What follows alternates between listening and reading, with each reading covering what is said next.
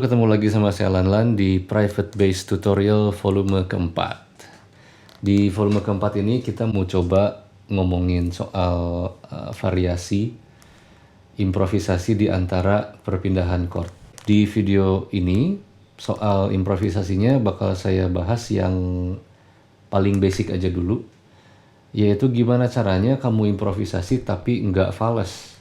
Yang paling utama perlu kamu ketahui sebelum kamu mau improv di bass kamu itu adalah chord lagu yang lagi dimainin. Kalau mau ambil sederhananya itu cuma ada dua lah, ada mayor, ada minor. Udah itu aja. Kamu harus tahu itu aja. Chordnya lagi mayor atau lagi minor. Kalau kamu udah tahu itu langkah pertama yang udah aman. Kalau di bass, bentuk bass, yang paling sederhana itu untuk improv ngisi note di antara chord itu adalah kalau mayor bentuknya tuh begini. Misalnya wanitaku aja ya. Dia mulai dari B mayor apa yang kau cari ke Fis mayor terus ke Gis minor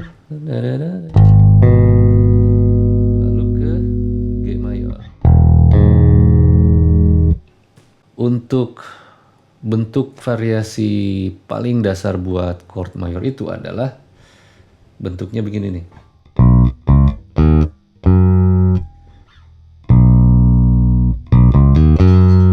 Ingat nada itu aja. Ini hampir pasti selalu masuk.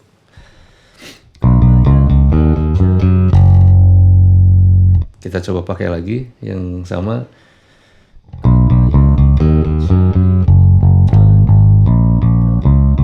Sekarang minor.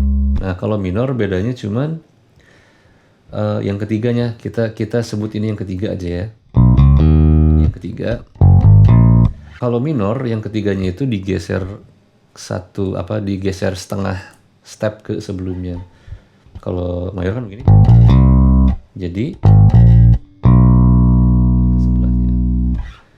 Jadi kalau diulangi lagi dari awal.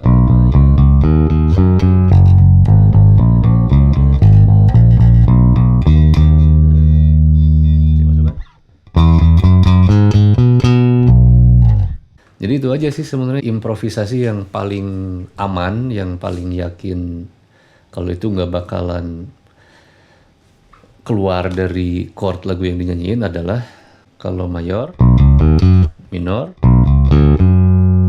udah.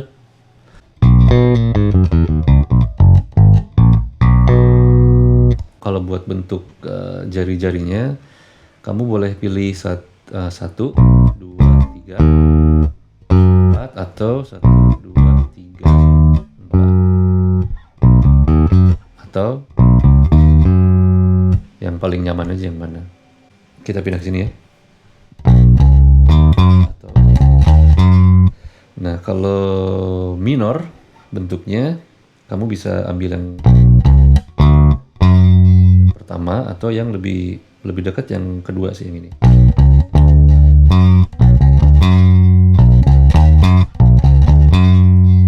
Jadi kalau ngelihat bentuk jari, misalnya kamu lagi di A, yang paling aman itu adalah mau itu mayor mau itu minor, kamu pencet not kelimanya ini pasti masuk. Wanitaku lagi ya.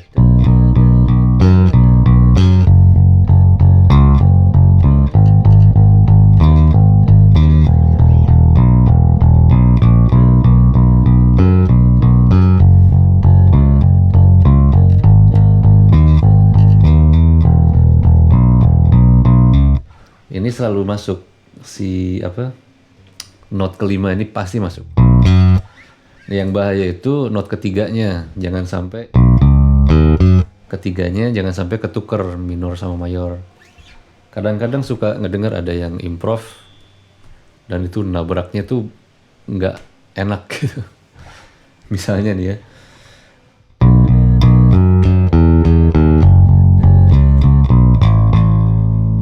Itu udah nggak enak.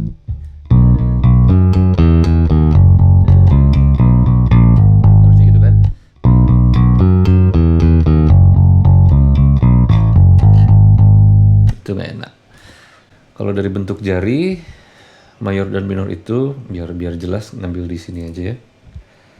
Kalau mayor itu sebelahan, kalau minor digeser lagi. Mayor, minor.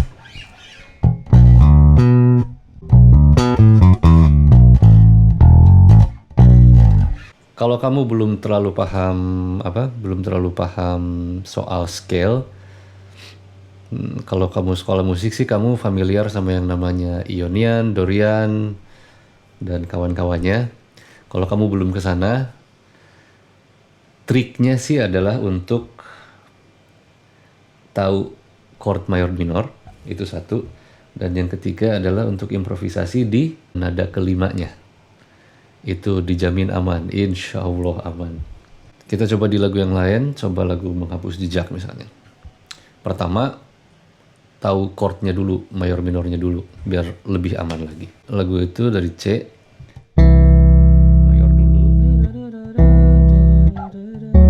mayor lagi,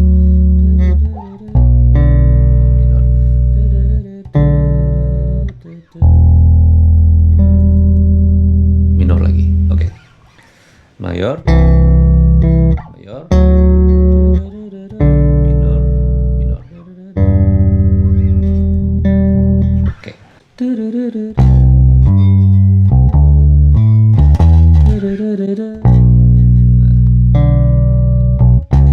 Ini nggak masuk nih.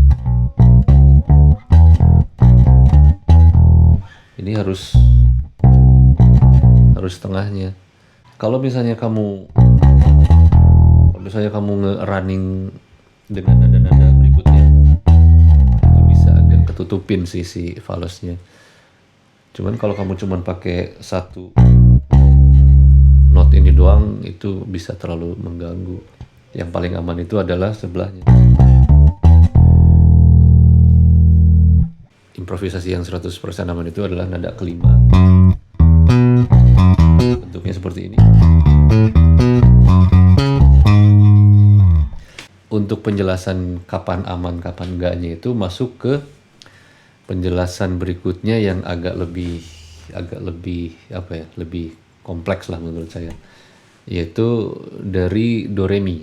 Kenapa saya bilang lebih kompleks? Karena kamu perlu tahu satu hal lagi, yaitu nada dasarnya, nada dasar lagu yang kamu mainin ada di mana. Disitulah jadi pusat scale kamu, jalan-jalan kamu di situ, improvisasinya. Misalnya lagu Wanitaku itu yang saya tahu nada dasarnya ada di B, jadi do-nya itu adalah B ini. Kalau kita mainin do re mi,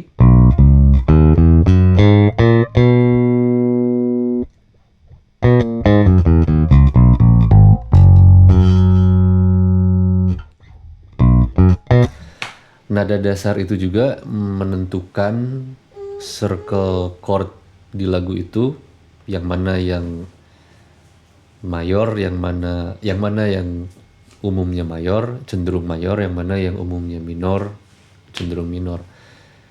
Cuman hukum ini tidak berlaku buat musik jazz atau musik alternatif kayak Radiohead misalnya, mereka mah punya aturan sendiri. Untuk lagu Wanitaku misalnya kita breakdown, itu semuanya berdasarkan do re mi aja dan semuanya pasti masuk.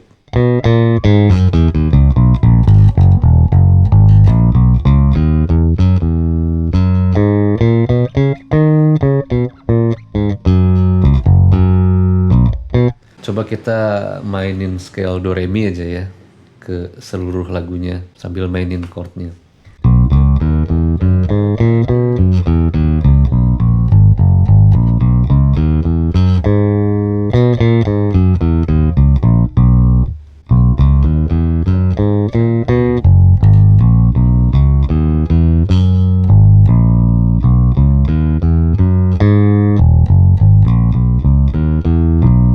Itu semuanya berpusat dari do re mi yang berangkat dari B. Buat volume berikutnya saya bisa ngomongin kapan aja kamu bisa improv. Buat volume berikutnya bakal saya bahas kapan timing kamu bisa improvisasi, kapan waktu yang paling cocok, yang paling nyaman buat semuanya, buat lagunya dan buat band kamu, buat musiknya. Dan di sini kita cuman ngomongin cuman ngomongin garis besar nada-nada yang bisa kamu pakai. Jadi untuk yang paling sederhananya adalah kalau di gitar itu ada bahasanya tuh kunci gantung, tahu? Pernah dengar? Kunci gantung itu yang 3 jari ini. Ini kalau improvisasinya di sini ini pasti selalu masuk.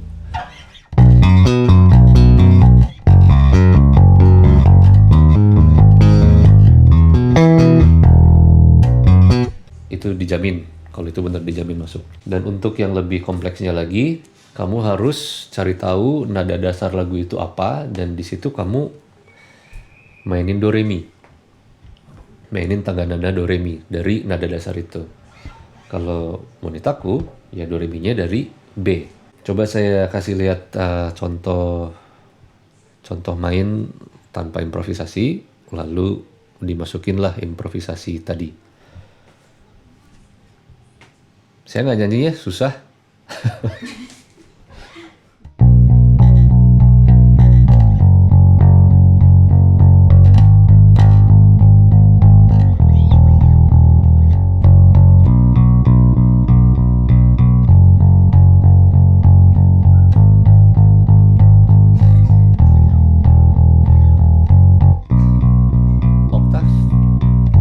Oktav juga itu jadi improvisasi yang aman.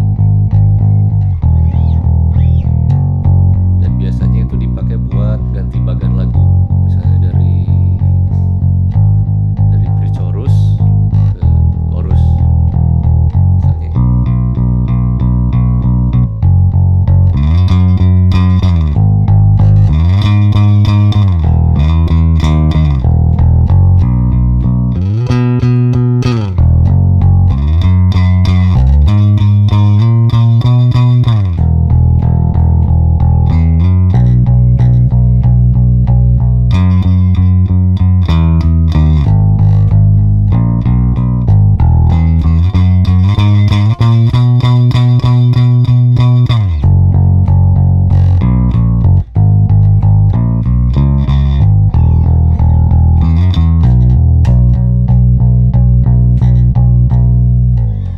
Oke, cukup segitu dulu buat volume keempat ini.